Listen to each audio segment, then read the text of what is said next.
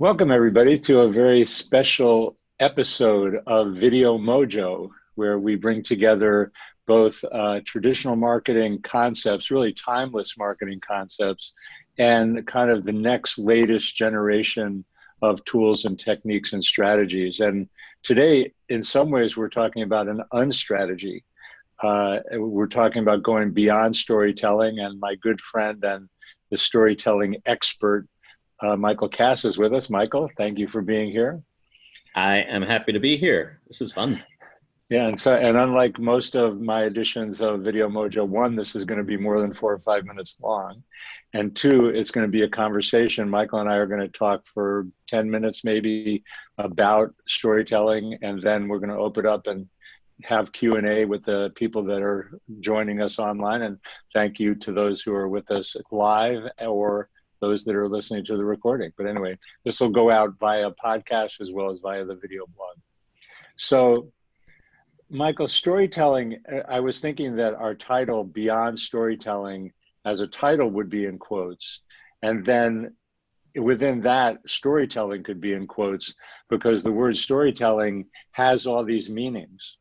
Historically, it reminds me, I remember way back in the day when multimedia was the hot thing, and I would be talking about multimedia, and I would have to, well, what do you mean by that? And then digital video came along, and now there's not only YouTube and high-end commercials and TV and TikTok and Facebook Live, and I mean all of that is technically digital video. And my point being, the term becomes so broad you don't know. And I think that storytelling has become a buzzword, and it means a lot of things to a lot of people. And I saw a blog post the other day that I didn't send to you because I think it would have made you nauseous, because it was about how storytelling, you have to tell your brand story, and it's like become this marketing hook. And Oh, I no, my notice it. heart, my heart. I know, exactly. So I don't want to make you sick, but I also think it's very exciting to go to another level of storytelling. And, so how do you distinguish that? I like the way you did in one of the social media posts about this conversation. You said, it's not about marketing and it's not about persuasion. It's not about marketing and it's not about persuasion. So what the heck is it? That's a great question. And so here's a moment a couple of years ago where I had a pretty profound realization about story. I'd been hired to teach storytelling in a prison up in the Central Valley, and I was very bad. It was 12 sessions, and I was terrible. I didn't know how to run the room.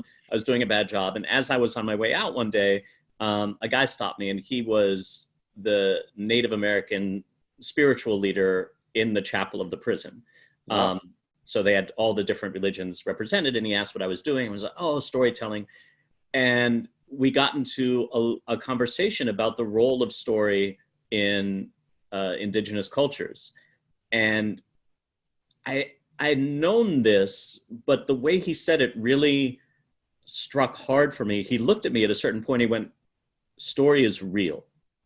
Like, it's not a form of communication, and it's not a tool to allow us to connect. Story quite literally creates the world around us, right? So in that level, story is an act of profound creation. And if you do it in a really deep way, it becomes a profound act of co-creation because you're inviting others to create with you. So when I think of story, I think of it as a profoundly creative act that's also the basic building block of community. And so, right, if we start to think about our businesses or entrepreneurs, really, if you're doing it in a centered way with integrity, you're engaged in the act of community building. And what wants to happen and what story can enable, and isn't really being, I don't see this being fully realized much. What story can enable is a deep act of co-creation with the people who join that community. Right. And so that's how I think of story. And so when it gets flattened to, well, if you just tell your origin story, then it's going to tug at the heartstrings and people are going to want to X, whether X is buy your product or contribute to your nonprofit or whatever, is I think a pretty profound misunderstanding of how deep story is woven into the way that we make sense of the world. So clearly you're talking about going deeper. And Yeah. I hear in what you just said, I don't know, is it a philosophical concept that our language basically creates our reality? So you're going almost, are you going to that kind of Yeah, fundamental I wouldn't even level? say that that's philosophical. I would say that there's, there's the clickbait articles. According to science, language creates our reality. So, right, my favorite example of this, and it's the language substitution I give to everybody I work with, is, hey, what if you substituted the word "and" for the word "but" every time you use the word "but"? The use of a word as simple as "but" automatically cancels out everything that came before it. Like, I really wanted to do this conversation with John, but it was a busy day. Well, now it doesn't matter how much I want to do the conversation with John. As opposed to, I really want to do this conversation with John, and it's a busy day, and I'll make it work. Or, and we can reschedule it. So even something as small as that starts to create a different reality. So it's, yeah. So I push All back a right, little well, bit on the idea of philosophy, but yeah, yes. okay, good. So, and the other angle that I hear there is, which is one that I love and that I would say I still aspire to. I mean, I have something of a following, but this community building and co-creation, and the language that then positions me, Mm. right? You talked about, I'm trying to remember the example. You said something earlier that the word flashed to me is, well, that's manipulation, right? Yeah. If you're telling your story designed, oh, you talked about moving people, right? So we're going to design our story to have an emotional hook, and Mhm. that's storytelling. That'll make a difference. You're really talking about something different from that. And so how do you distinguish between something that makes an emotional connection and something that truly is a co-creation and builds community? Because that's what I want to do. And I think that's actually kind of part of the mission of Video Mojo, is to be talking about meaningful storytelling. Yeah, that's a great question, and it's tough. And I think that for me, it's sort of a felt sense thing. So unfortunately, there's no chart where you can say, oh, okay, this story is co-creation versus this story, which is manipulation. And I would say that when folks are engaging in storytelling that is not fully aligned and doesn't have integrity, at a certain level, they feel it. It doesn't, like, it just doesn't feel quite right. There's a little hitch in it. It doesn't work.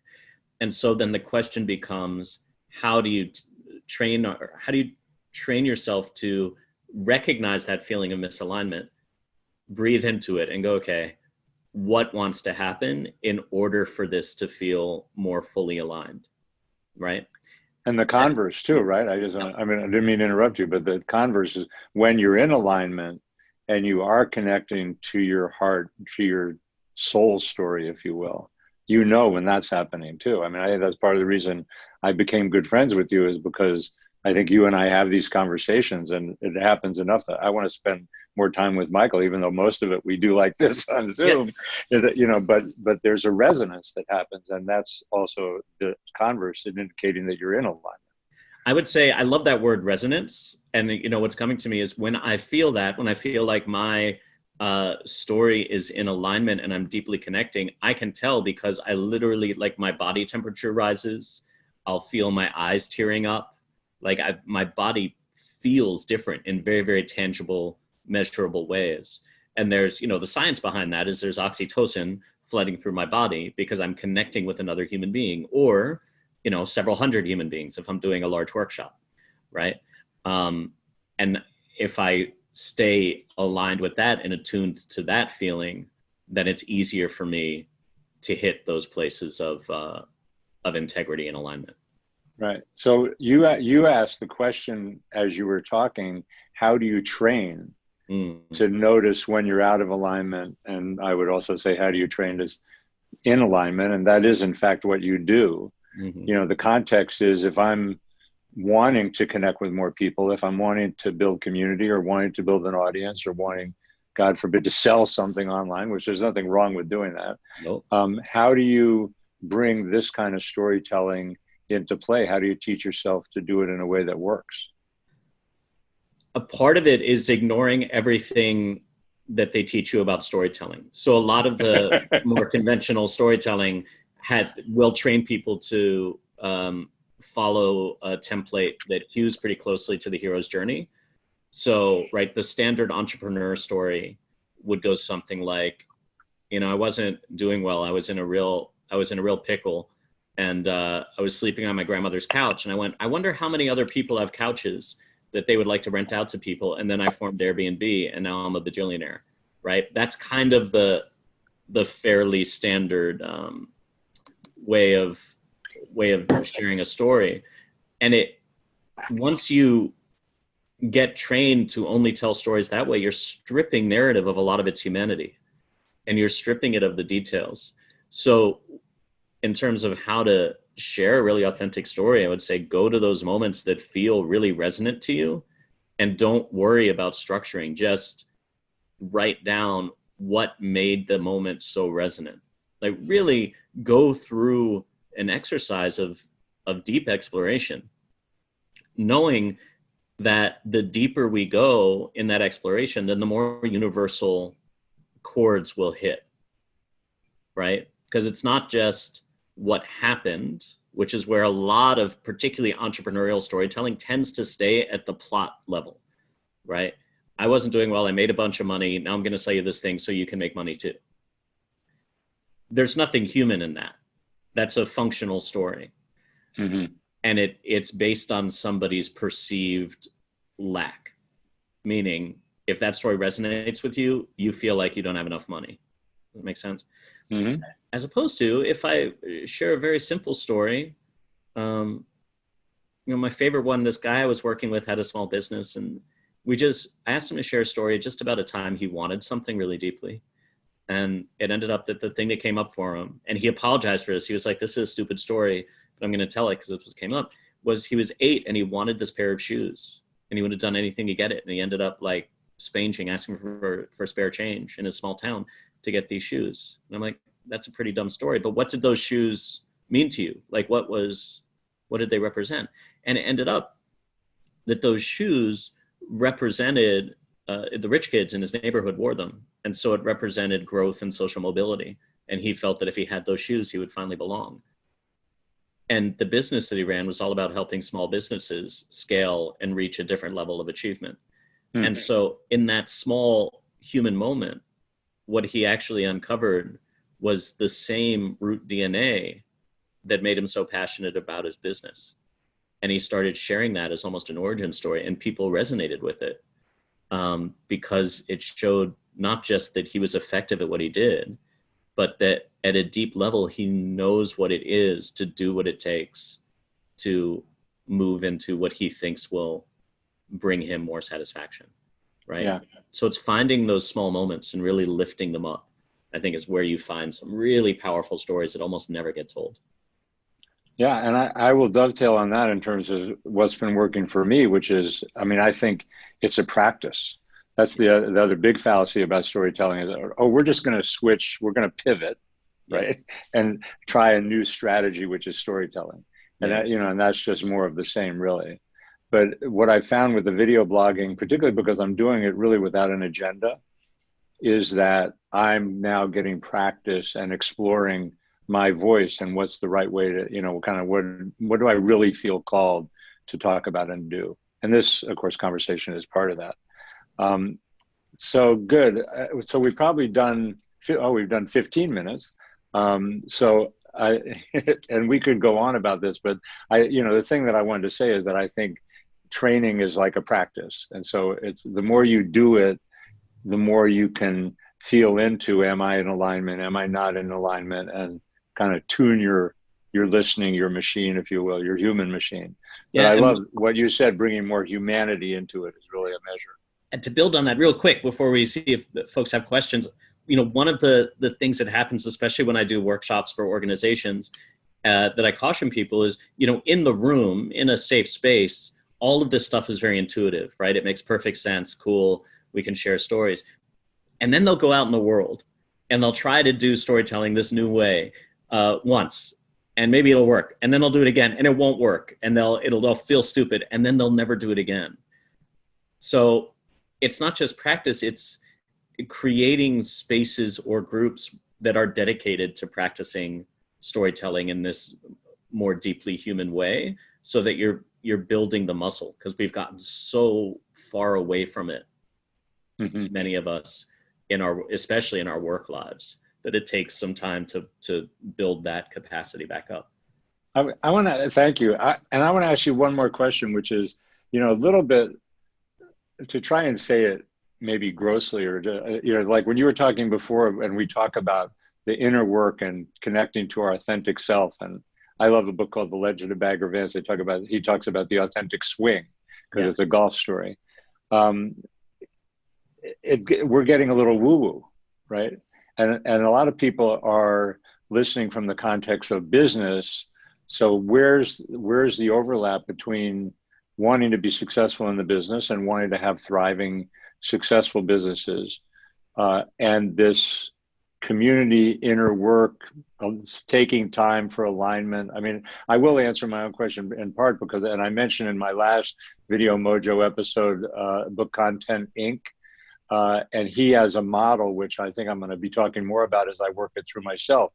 But when you look at the sweet spot of, who you are, what your capabilities are, and then what you're really passionate about, and then how you do the content tilt about your unique message, it's not something that happens in a day. It happens from expressing yourself continually, blogging, video blogging, podcasting, what have you, so that you can find it. But is that a business model, or we're outside the business realm, hoping business catches up somehow? And if you tell your authentic story, the money will follow. No, that's not a thing, because you don't have that's not a business structure. But what I will say, that came from. Sorry. There's a question that that came up as you were saying that, which is, how do we define success and thriving in our business?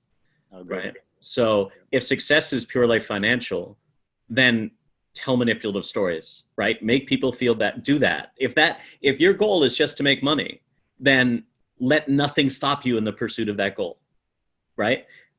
I think that's a crappy business model. I think it's unethical. I think it's terrible. A crappy life model. Right.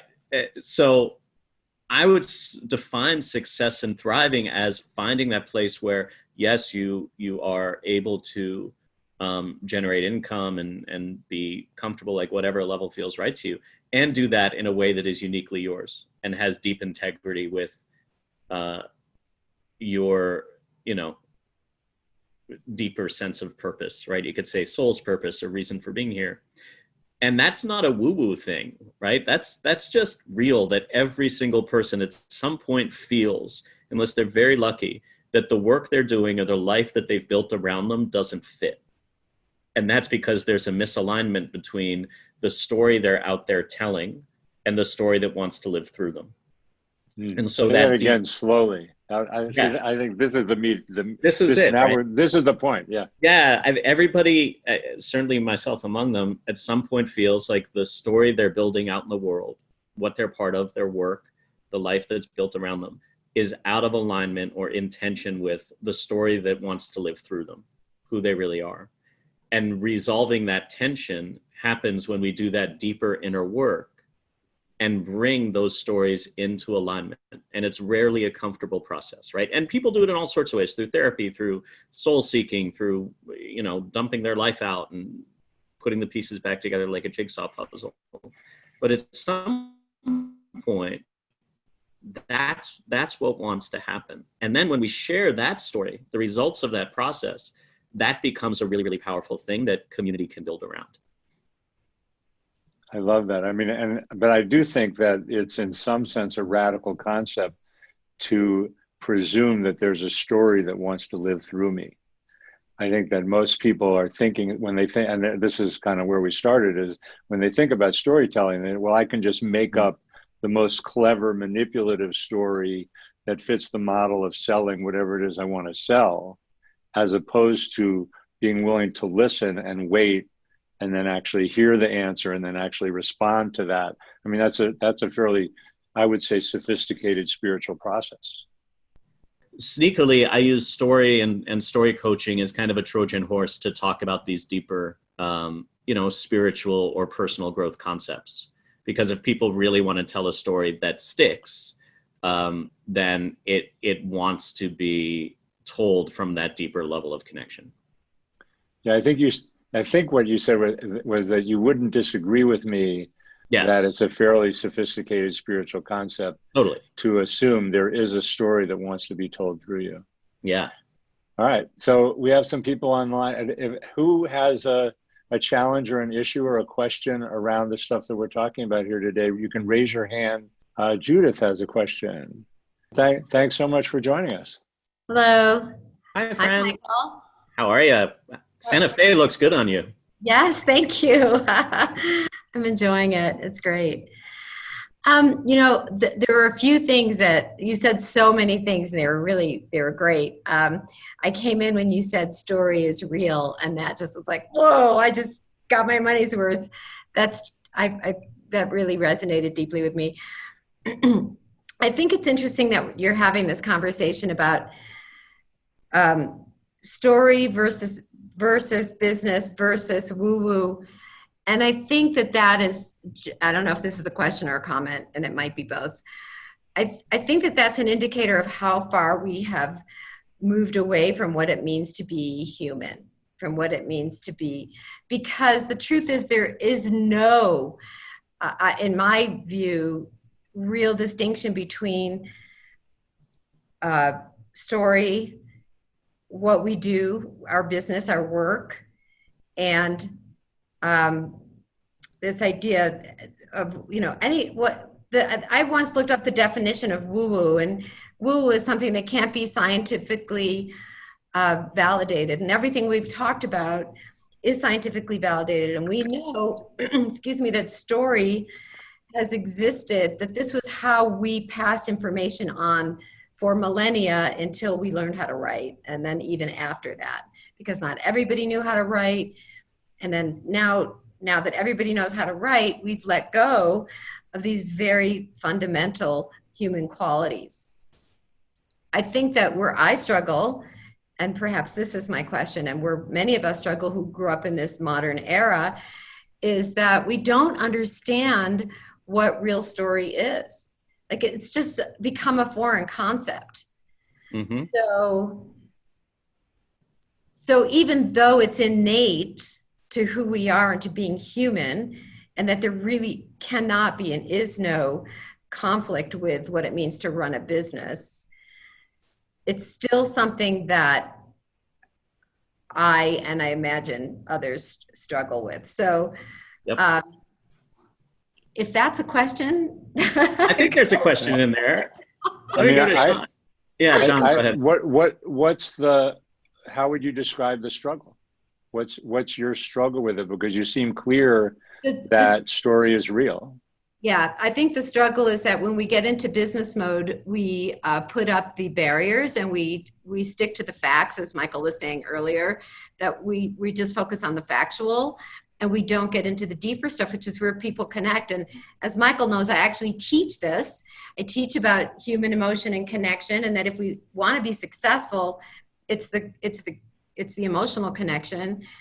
And yet, even with myself, I still find myself in the way. I might be approaching potential business clients who are businesses with just the facts. Mm-hmm. Just the facts, ma'am. Yeah. I was going to add, you don't just teach this stuff to anyone, though. You teach it to lawyers. So you're like in the place, you go into the places that are most disconnected. Yes. To bring this I just wanted to add that because you glossed over it. Yeah. And Michael, do you want to answer? I mean, I have a thought. I think you're absolutely right, because there's inertia, and all of the structures, particularly in conventional businesses, all the structures are in place to support a fairly shallow level of connection and being. Yes, right? Yes. That's so true. What's necessary, and I've had some beautiful experiences of this recently, is to create experiences where people get to have the embodied experience of sharing story deeply, and allowing the stories that are shared to reveal, for example, core values for a team, or to reveal strategic opportunities, instead of coming at it from a very left-brained, rational way. Because if we try to tell people that the way they're doing things is deeply extractive and responsible for everything terrible in the world, which it is. that doesn't work. But Right. so I had this beautiful experience on Friday where I, created a story experience for people where in the space of 30 minutes, they shared really deeply with each other. These are people who've worked together for years. Right.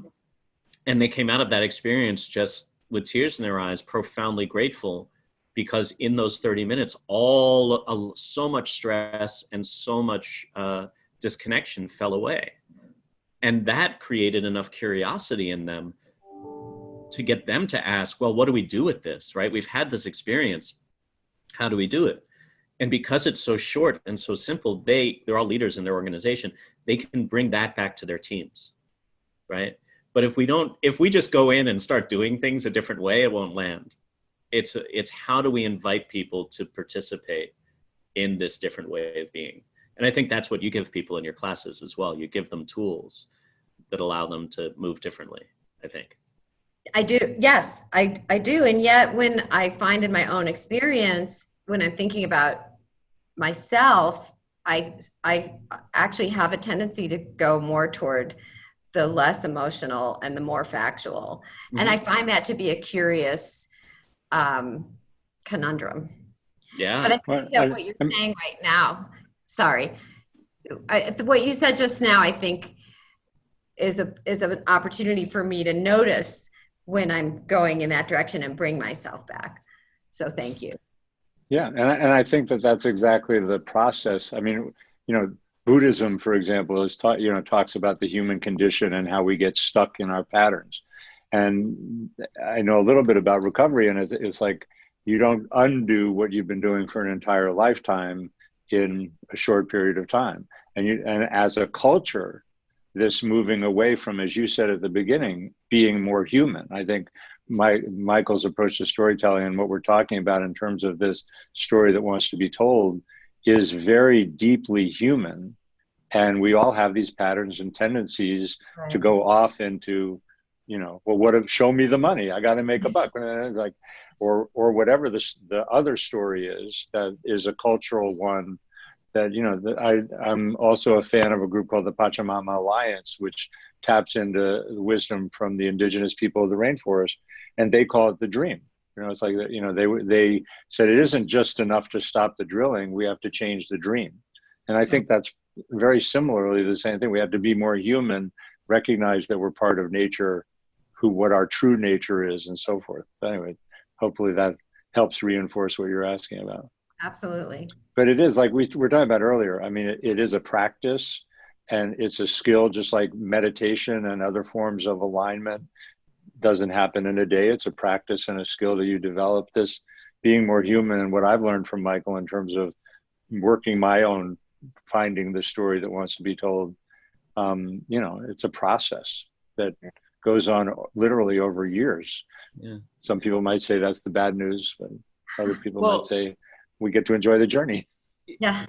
Yes, and the thing I'd add to that is people are hungry for this. And I know, Judith, you've seen this with your students, and I've seen it, when I walk into a room of like conservative business people in suits, there's always part of me that's like, this is the time it's not going to work. It's screwed. And every time they have a pretty profound experience. And they're very curious about what they can do with it. So I think there is a deep hunger that people maybe aren't aware of until they have an experience of something different that's simple and doesn't come across as, super spiritual or crystal slinging. It's one of the reasons I love working with story. It's story. Everybody can work with story. There's no, sure, I always wear my white robes and I put on my little golden crown. But other than that, I'm just like them. That'd be hilarious. That's a very funny image, Michael. You're welcome. I would love to see you in your white robe and gold. Never gonna happen. It's really true. I'm no longer distracted by the suits and ties because enough times, the human shows up, the experience. They're really there to get something. I mean, there are the cynics in the room, and then it's always really surprising and enjoyable to see them look up and go, huh, something's happening here. And, there's not as much resistance as we might imagine. But the continuity, I think, is what's important to to both of your points and to John's point a moment ago. And creating that continuity, I think, is where people run into a challenge. It's really easy to just fall back, and this has been working. It's not comfortable, but it's been working so far, so I'm just going to keep doing it. Thank you so much, Judith. I really appreciate you coming on and being willing to show your face and be present in the video and so forth. Thank you. I've been enjoying it. Thank you. Thank you. Something that Judith said feels very, very powerful, because I know, especially when I talk about story, it can get a little bit esoteric and it goes, you know, kind of like conceptual and big up here. And so I think it's really useful to bring it back to something really concrete, which is my favorite thing. This comes from the Social Transformation Project, and it's the Wheel of Change. I think we've talked about it, John, and I remember. Like, I'm not sure what's a Social Transformation Project. As long as you're Social Transformation Project comes out of either Berkeley or Oakland, but they have a whole bunch of amazing tools that are all about, you know, social transformation. And one of them is called the Wheel of Change. And the Wheel of Change is very, very simple. It's basically, you have a change you want to create. So I want people to tell stories in a more human way and bring humanity back into the workplace and to their businesses. Cool. That's the first part. It's hearts and minds, right? There has to be a shared desire to create that change, which doesn't do anything. Like, a shared desire is lovely, and it just sits there. Then you need behaviors. What are the behaviors we want to shift, right? So in my case, I would love, the behavior is more deep listening, right? I want people to see each other's deep humanity and relate to each other and the world around them in a profoundly different, more co-creative way. Those are pretty big behaviors. But those won't happen on their own, because there's so many structures in place to either inhibit those behaviors or promote the opposite behaviors, right? So then the third part is structures. And this is where, this is what Judith's point triggered. If we don't put structures in place to reinforce the desired behavior, then nothing will change. And that's where a lot of organizations and individuals stumble, because they don't put the structures in place. And those structures could be something. I just worked with the group. I was like, hey, you're not allowed to have any meetings that are longer than 45 minutes. And here's how every meeting needs to start with 3 deep breaths. Great, right? That's a very concrete structure. Another one would be, you need to do quarterly story circles where you get together and you go through this process. That's a structure to reinforce the behavior. And that's how we create change in a systematic and strategic way. It's not just about information and about desire. It's also, how do we put really powerful structures in place to support this new way of being? Fabulous. And I love that you brought it back to the concrete that way. Yeah. All right. Well, I think we made an awesome new episode of Video Mojo, which is my podcast and video blog. Find it everywhere. Or if you're interested in more information, my website is combridges.com, C-O-M as in Mary, B-R-I-D-G-E-S.com. Where do they find, if they want more Michael Kass, where do they go? They can find me at storyandspirit.org. Okay, story A-N-D, right? Storyandspirit.org. Okay, awesome. And Michael has all kinds of awesome services and things that he leads. Free stuff and things, yeah. So check it out and feel free to get in touch. Yeah, so welcome and thank you all for being here live. Thank you listening to the recording. Thank you, Michael, so much for your time and presence and the teachings and the mission that you're carrying forward. I really admire and respect it. Back at you, Mr. Leland. Thank you for having me. You're welcome. Thanks again. And as I say at the end of every episode, see you next week.